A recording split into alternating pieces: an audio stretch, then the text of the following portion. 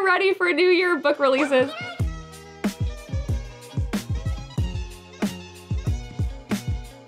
Hey guys, welcome back. Happy 2023. Today we are looking at the books that are being released in 2023. These are the ones that are at the top of my list that I'm most excited about. So let's get into it. First, we have some random books. Expected publication of January 10th is Spare by Prince Harry. I mean, you have the saying, the heir and the spare. So yeah, with that book title, how could you not want the tea on this? January 19th, Godkiller by Hannah Kanner.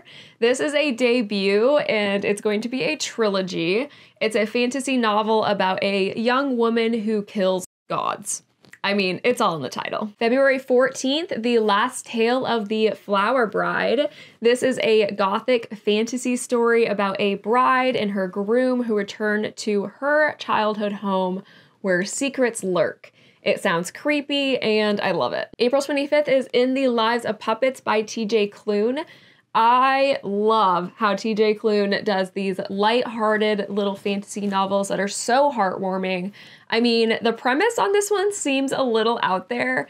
It's about this little family of robots and a human, and they have to go save one of their family members, and it sounds like the human and one of the robots fall in love on the way. It sounds so quirky, but at the same time, I know he's going to make it work. May 16th is Yellowface. If you saw my best of 2022 video, then you know that I loved Babel. If you did not see that video, then you should take a moment to subscribe to the channel so you don't miss any more of my videos. So basically after reading Babel, I'm obsessed with wanting to read other things that this author does. I also really do want to go back and read her Poppy War trilogy, but with this new release, instead of a long fantasy novel like all of her other works have been, Yellowface is a literary fiction novel. So this novel clocks in about a little over 300 pages, and it's about this white woman who steals her recently deceased acquaintance's manuscript. She presents it to her publisher as her own, and they decide to rebrand her as an Asian American woman named Juniper Song. And the book basically follows the ramifications of these actions. I'm expecting this book to be so well written and thought-provoking, and I'm very excited. June 27th is The 7-Year Slip by Ashley Poston. So after reading The Dead Romantics, I am obsessed with wanting to read this author's new releases. Just like with Dead Romantics, The 7-Year Slip doesn't seem like a typical romance book. It's about two people who live in the same apartment, but they exist in different timelines. He exists 7 years in the past, and she lives 7 years in his future. It does sound a lot like the movie The Lake House, but I think in book form, it could be a lot of fun. Okay, now 2 books that are already published, just not here in the US yet, and I'm excited for them to come here. The first one is on February 7th, and it's Stone Blind by Natalie Haynes. This is a Greek mythology retelling of Medusa, so I'm super into this one. And then the next one is on April 4th. It is The Soulmate by Sally Hepworth. This is a thriller about a married couple who move to a house on a cliff where the husband has to keep stopping people from jumping off the side of the cliff.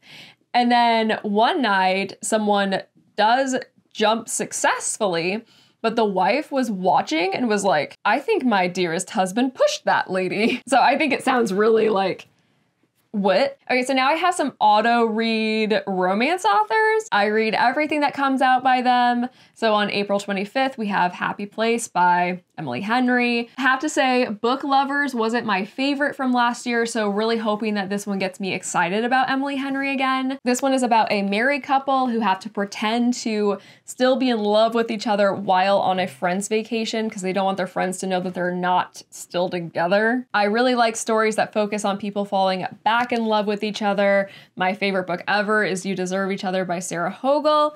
So if this book is in the realm of that book, I'll just be tickled pink. April 11th is Yours Truly by Abby Jimenez. Just like with Emily Henry, I read all of Abby's books. I'm still trying to chase the high of the Happy Ever After playlist. Some of her books I don't finish because I don't like them, and some I think are just okay. but Playlist is one of my all-time favorite books. So I just keep reading, hoping that the other ones will be as good as that one. So yours truly is going to be following a side character from her book that she released last year, Part of Your World. And it's basically about two sexy doctors falling in love.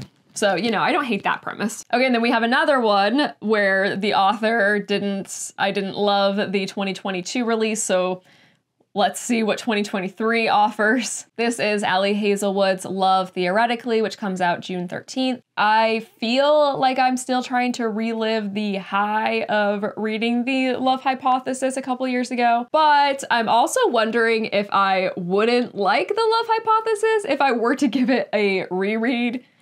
That's to be determined. I haven't liked what she's released in 2022, so I'm over here like, did I actually like the Love Hypothesis? Or if I were to reread it, would I be like, what? But I'll probably keep reading her new releases just out of curiosity's sake. But of course, though, this new one is going to be another one about, you know, fake work rivals and hidden crushes. I don't know. We'll see how it is. Okay, so next we have sequels. Coming out February 7th is These Infinite Threads, and this is the sequel to This Woven Kingdom. This Woven Kingdom was on my list of top 5 books from 2022. It's based on Persian mythology, and it follows the heir of a long-lost kingdom. And the first book ended with a cliffhanger, so I'm dying to find out what happens in the second one. August 22nd, we have Foxglove by Adalyn Grace.